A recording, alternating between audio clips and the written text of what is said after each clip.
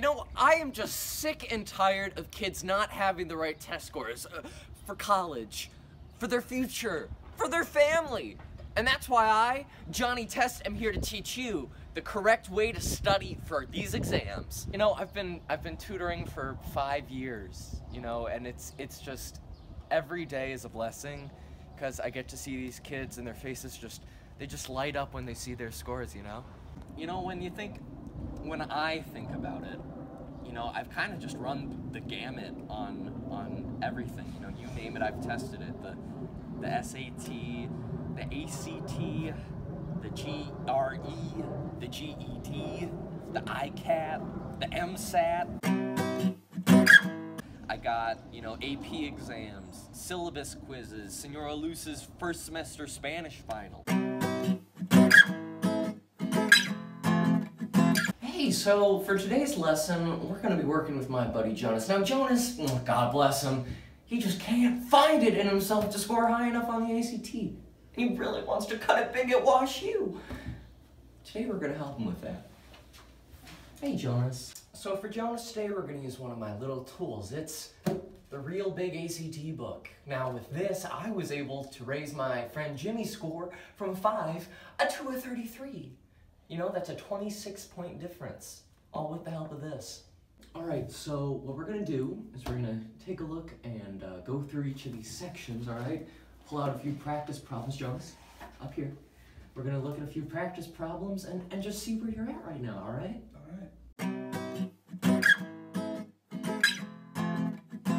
All right, so the first section is reading, all right? Okay, all right. What is this? It's a book. Hey, that's great. Math time. So if I add this pile of coins to this pile of coins, how many? 7. Great job! All right, English. Okay. It's the same thing as reading.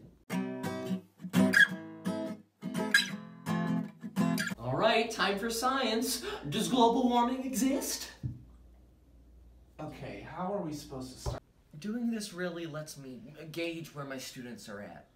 You know, their pros, their cons, their strengths, their weaknesses, what they're good at, what they're not so good at. But it really just lets me streamline things, you know? Make sure everything goes smooth after this. Okay, Jonas, now we're gonna go section by section to see where the problems are, okay? Alright, sounds easy enough. Here, Miami time. My family is part of the Miami... Okay, so this story is very boring, so we're gonna skip on to passage 2, alright?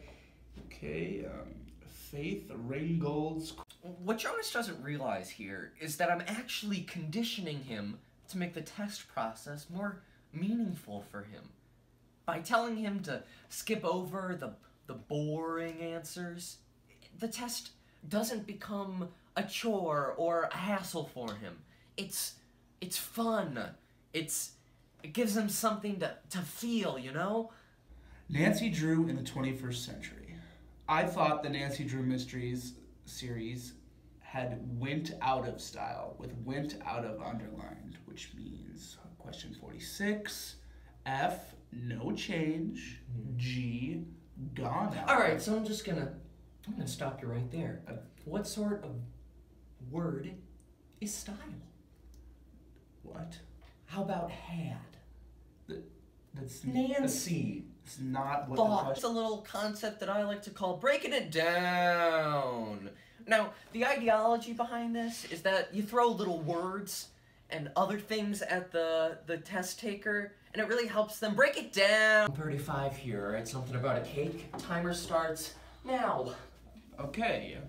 Ken used a piece of cardboard large enough to allow the 88. cardboard... What? The answer is 88.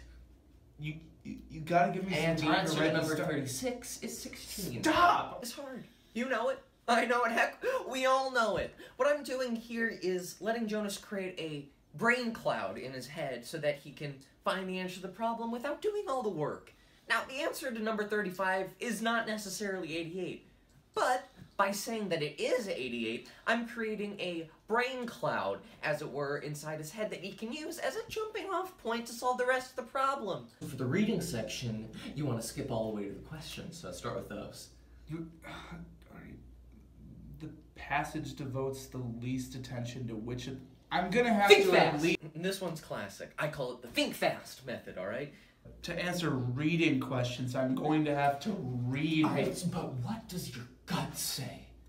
Now it turns out, you may not believe this, but if you just skip the passage entirely and guess based on prior knowledge that you have acquired, 1 out of 4 questions you'll answer correctly. Surface material. Alright, so for this one, you gotta think like a scientist. I mean, I'm trying.